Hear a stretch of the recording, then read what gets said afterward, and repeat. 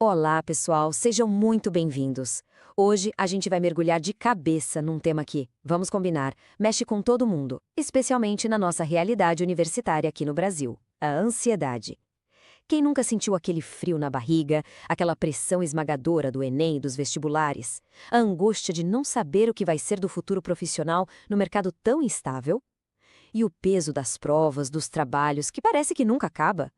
Pois é, esse cenário todo é um prato cheio para a preocupação e para o medo criarem raízes na gente. Mas a pergunta que a gente vai tentar responder hoje é: como lidar com isso de uma forma que vá além de uma simples técnica de respiração ou de uma agenda organizada? Para guiar a gente nessa jornada, vamos fazer uma análise bem profunda do livro Ansiedade, Conhecendo a Paz de Deus, do conselheiro bíblico Paul Tolges. Ele nos dá uma perspectiva teológica muito forte e ao mesmo tempo super prática, toda baseada nas Escrituras. A ideia não é só aprender a gerenciar a ansiedade, mas entender e combater a raiz do problema. Então, se preparem, porque essa não é uma análise superficial.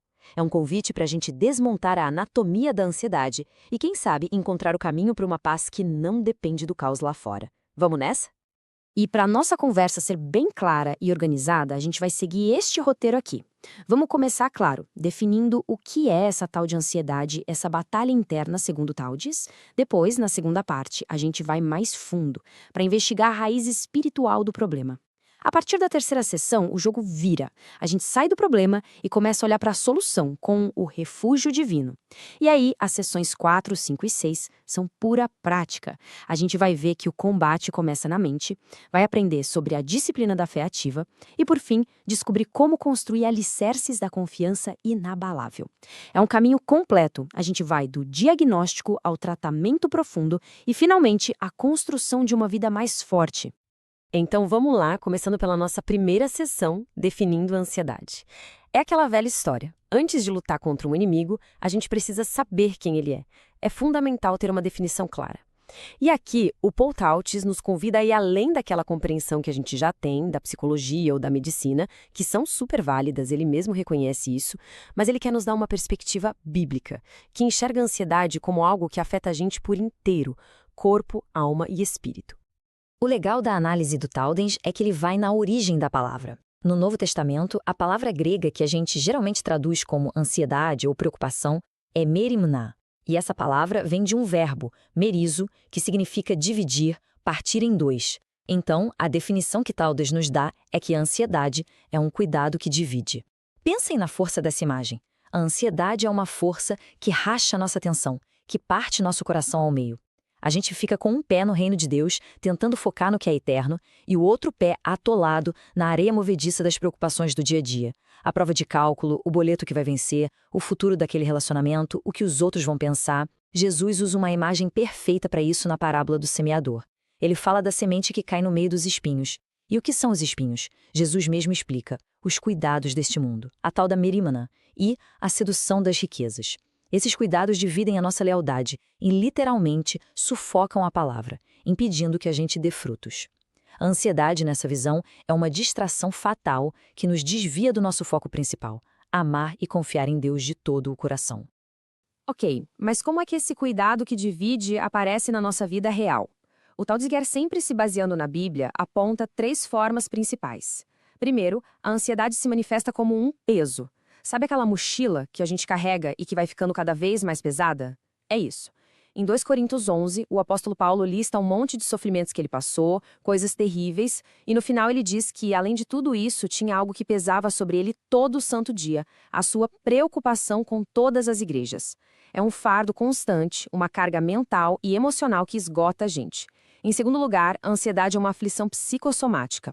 A Bíblia tem uma visão completa do ser humano, não separa corpo e alma. O que afeta um, afeta o outro.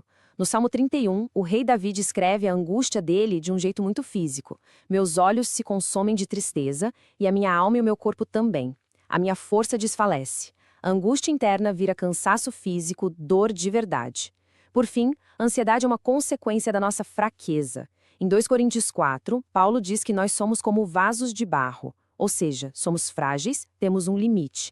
Muitas vezes a nossa ansiedade nasce justamente quando a gente dá de cara com as nossas limitações, quando a gente percebe que não tem o controle que gostaria de ter sobre a vida.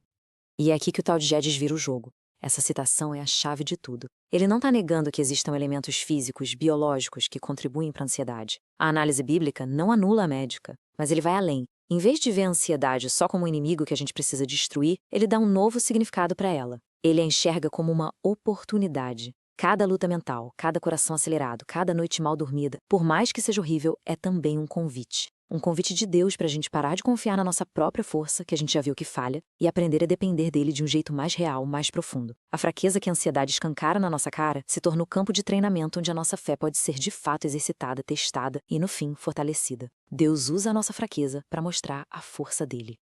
Bom, para a gente fechar esta primeira parte, vamos amarrar as ideias. A gente definiu a ansiedade não só como um sentimento, mas como um cuidado que divide nosso coração. Vimos que ela aparece como um peso que esmaga, como uma doença que afeta a gente por inteiro, e que ela nasce da nossa própria fragilidade, do fato de sermos vasos de barro. Mas, e esse é o ponto da virada, essa mesma fragilidade que causa ansiedade é a porta de entrada para uma dependência muito mais profunda e curadora em Deus. A ansiedade mostra a nossa necessidade, e essa necessidade aponta para a única fonte que pode nos completar. Com essa base bem firme, a gente está pronto para ir mais fundo. Qual é, afinal, a raiz espiritual por trás dessa divisão toda? Bem-vindos à segunda sessão. Se na primeira parte a gente descreveu a ansiedade, agora a gente vai com o Paul Watkins até o epicentro do terremoto. Ele defende uma ideia muito forte. A ansiedade, no fundo, não é o problema principal.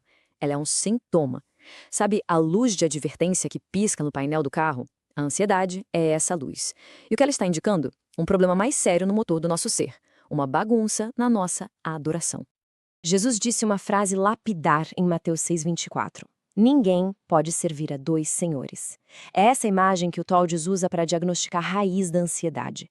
Ele explica que o nosso coração foi projetado para ter um trono só.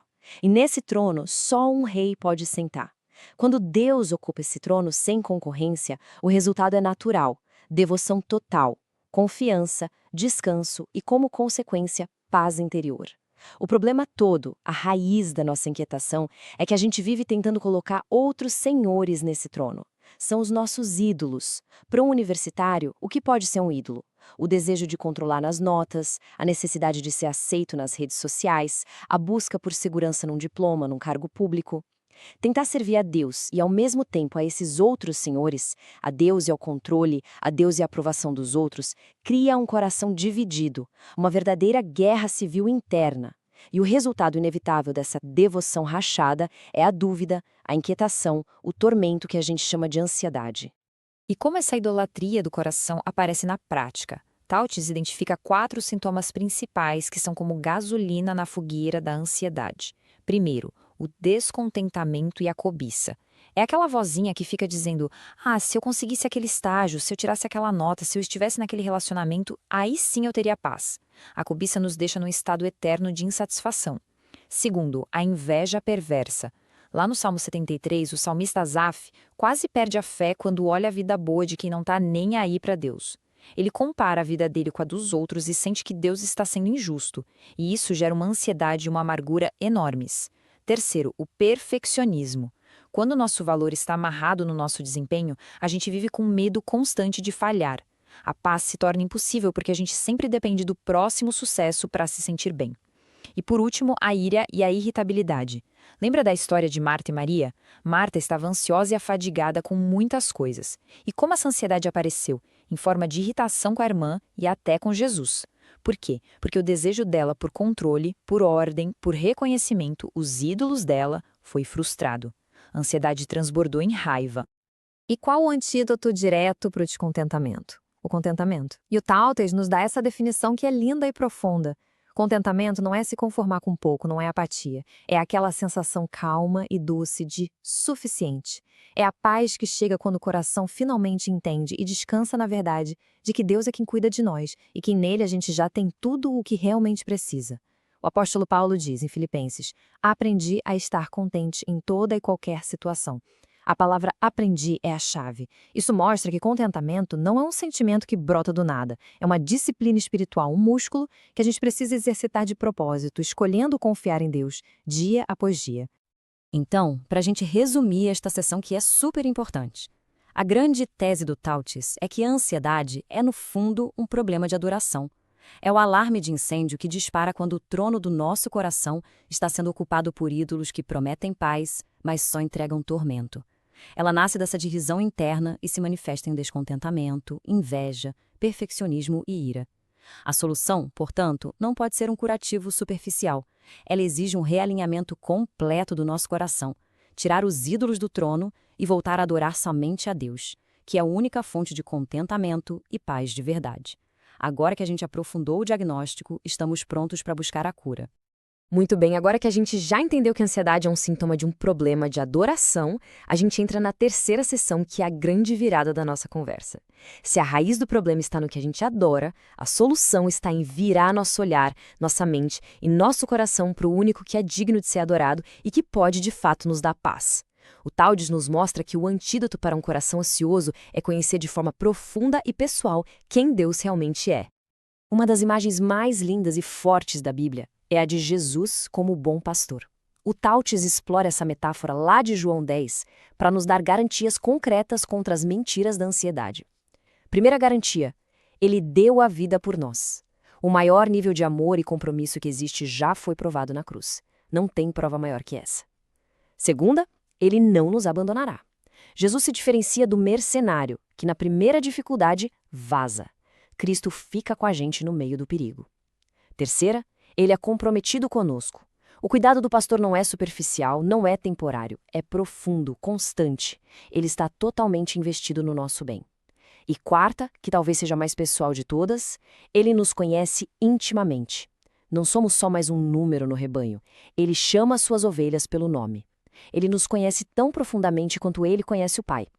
Parar para pensar nessas 4 garantias acalma o coração, porque elas vão direto contra a mentira central da ansiedade, a de que estamos sozinhos, desprotegidos e por nossa conta. E esse convite de Jesus em Mateus 11 é o centro do refúgio divino. A ansiedade é um jugo pesado. É o peso de tentar controlar o que a gente não controla, de buscar segurança em coisas que são instáveis, de carregar o fardo das nossas falhas. E Jesus nos oferece uma troca. Ele não promete uma vida sem peso, mas nos oferece o jugo dele, que é suave, e o fardo dele, que é leve. O que isso quer dizer? Um jugo era uma peça de madeira que unia 2 bois para eles trabalharem juntos. O convite de Jesus não é para ele simplesmente tirar o nosso fardo, mas para que a gente se coloque sob o mesmo jugo que ele. É um convite para andar junto com ele, aprender com ele, alinhar os nossos passos com os dele. O Tautges explica que a paz não vem da ausência de problemas, mas da presença de Cristo caminhando com a gente, dividindo o peso no meio dos problemas. É uma paz que nasce do relacionamento, da parceria com Ele. Além de Jesus como bom pastor, o Tautges nos leva para o Sermão do Monte, onde Jesus nos apresenta Deus como um pai que cuida de tudo nos mínimos detalhes. O argumento de Jesus aqui é de uma lógica imbatível, do menor para o maior. Ele diz: olhem para a natureza. Olhem os pássaros. Eles não plantam, não colhem, não guardam em celeiros, mas o Pai Celestial os alimenta. Olhem os lírios do campo. Eles não trabalham, não tecem e se vestem com uma beleza que nem o rei Salomão tinha. A conclusão é poderosa. Se Deus cuida com tanto carinho e beleza da criação que tem menos valor, quanto mais Ele não cuidará de nós, que somos seus filhos, criados à sua imagem. Jesus diz que a preocupação com essas coisas é sintoma de pequena fé. Não como uma bronca, mas como um diagnóstico. É uma fé pequena porque ela se esquece do caráter generoso e cuidadoso do nosso Pai. Então, para a gente fechar esta sessão, o caminho para sair da prisão da ansiedade não é ficar pensando mais nos nossos problemas, mas sim pensar mais profundamente no nosso Deus. O Tautges nos mostra que a paz não é algo que a gente persegue diretamente. Ela é um resultado de quando a gente contempla quem Deus é. É conhecer Jesus como o bom pastor que protege, como o Salvador que nos dá alívio, e é conhecer Deus como o Pai que cuida da gente de forma detalhada, constante e generosa. Esse conhecimento não é só intelectual, ele é a rocha sobre a qual a gente pode começar a construir uma vida de paz. E agora vamos ver como construir em cima dessa rocha no nosso dia a dia. Bem-vindas à nossa 4ª sessão. A gente já definiu o que é a ansiedade, já diagnosticou a raiz espiritual dela e já viu que a solução está no caráter de Deus. Agora a gente entra no campo de batalha, na aplicação prática. O Tauti, se baseando muito nos ensinos do apóstolo Paulo, diz que a guerra contra a ansiedade é vencida antes de mais nada na nossa mente. A paz não é algo que simplesmente acontece com a gente, é algo que a gente cultiva de propósito, com disciplina mental. O Tautis propõe 3 escolhas, 3 atos de vontade que a gente pode fazer para redirecionar nossa mente. Primeiro, a escolha de se alegrar. Em Filipenses 4:4, Paulo não dá uma sugestão, ele dá uma ordem. Alegrem-se sempre no Senhor. Reparem onde está a alegria, no Senhor. A alegria bíblica não é a felicidade que depende se as coisas estão dando certo, mas um contentamento profundo em quem Deus é, que não muda. É uma escolha de focar nele, não nos problemas. Segundo, a escolha pela gratidão. A ansiedade treina nossa mente para procurar perigo e listar tudo o que está errado. A gratidão é o contra-ataque, é treinar a mente para listar os motivos para agradecer, mudando o clima interno. Terceiro, a escolha do foco correto. Filipenses 4:8 é como um filtro de conteúdo para os nossos pensamentos. Tudo que é verdadeiro, nobre, justo, puro, a ansiedade se alimenta de mentiras e de cenários catastróficos. A gente mata a ansiedade de fome quando escolhe de propósito encher nossa mente com a verdade e a beleza que vem de Deus. E esse versículo mostra perfeitamente o jeito ativo, até meio agressivo dessa batalha mental. A linguagem que Paulo usa é de guerra. Não é um pense positivo passivo. É uma declaração de guerra espiritual. Destruímos argumentos, levamos cativo todo pensamento. Isso quer dizer que a gente não é vítima dos nossos pensamentos ansiosos. Nós temos autoridade em Cristo para confrontar e dominar esses pensamentos. Na prática, o que isso significa? Significa identificar um pensamento ansioso, tipo, eu nunca vou passar nessa matéria, meu futuro já era. Reconhecer que isso é um argumento contra o que a gente sabe sobre Deus, que Ele está no controle, que Ele nos dá sabedoria, que nosso valor não está no nosso sucesso. E, então, ativamente, forçar esse pensamento a se curvar à verdade de Cristo. É um processo de policiar a própria mente, de estabelecer a autoridade de Cristo no nosso mundo interior. Vamos deixar isso ainda mais prático?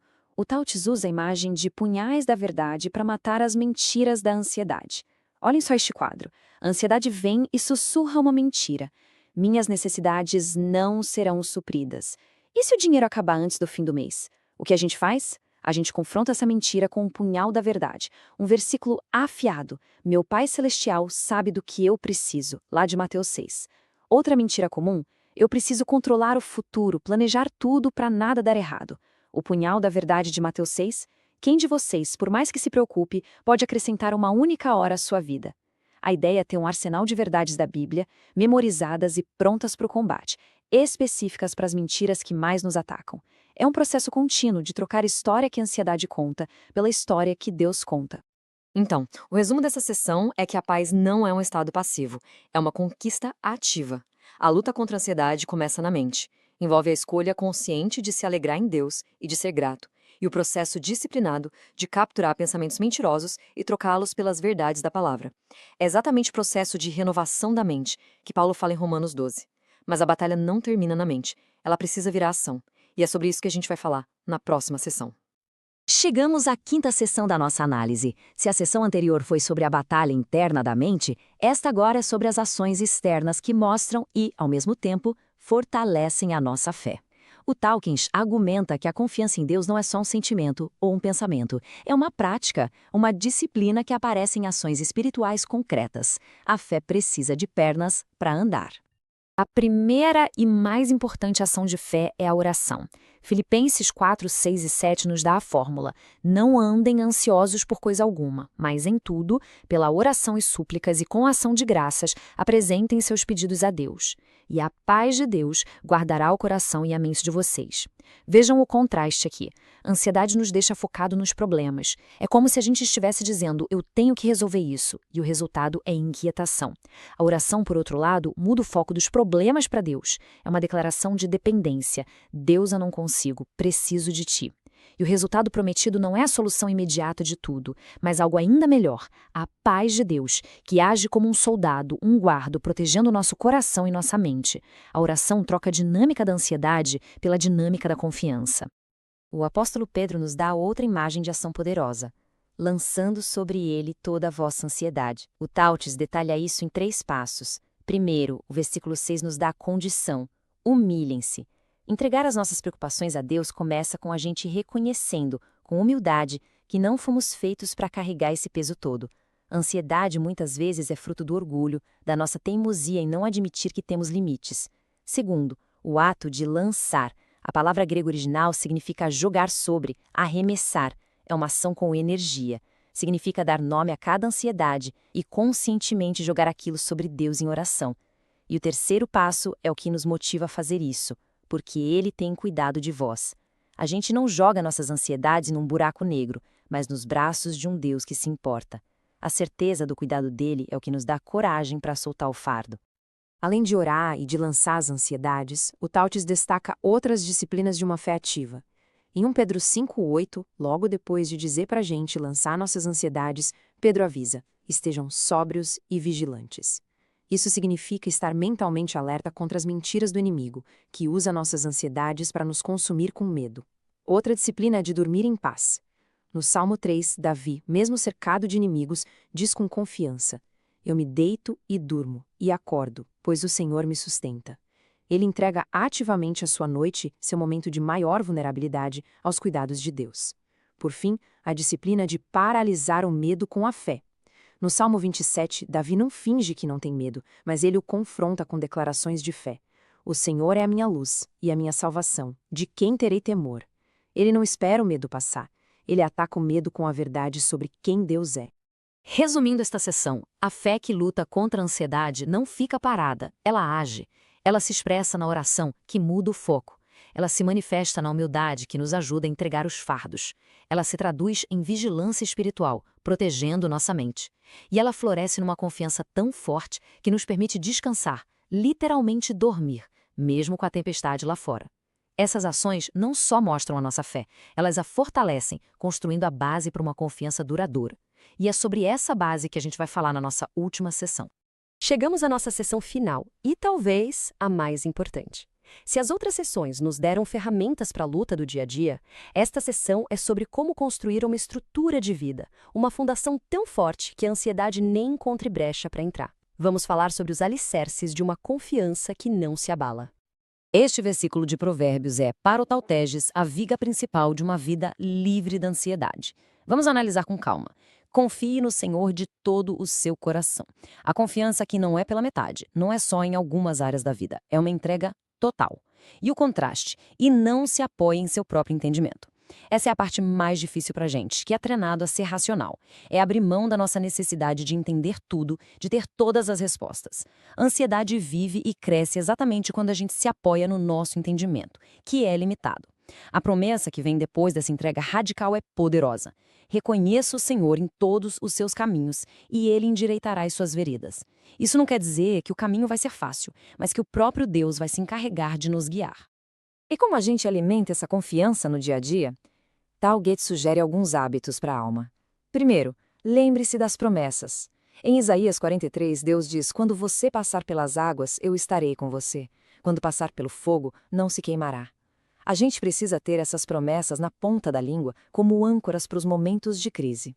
Segundo, lembre-se dos benefícios. O Salmo 103 é um exercício de pregar para si mesmo. Bendiga, ó minha alma, ao Senhor, e não se esqueça de nenhum de seus benefícios. É um ato de lembrar da fidelidade de Deus no passado para fortalecer a fé no presente. Terceiro, aquiete-se e saiba.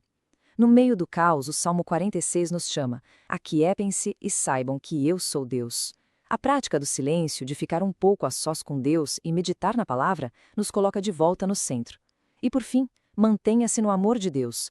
Judas nos diz para nos mantermos no amor de Deus, vivendo debaixo da realidade do seu cuidado e esperando a vida eterna.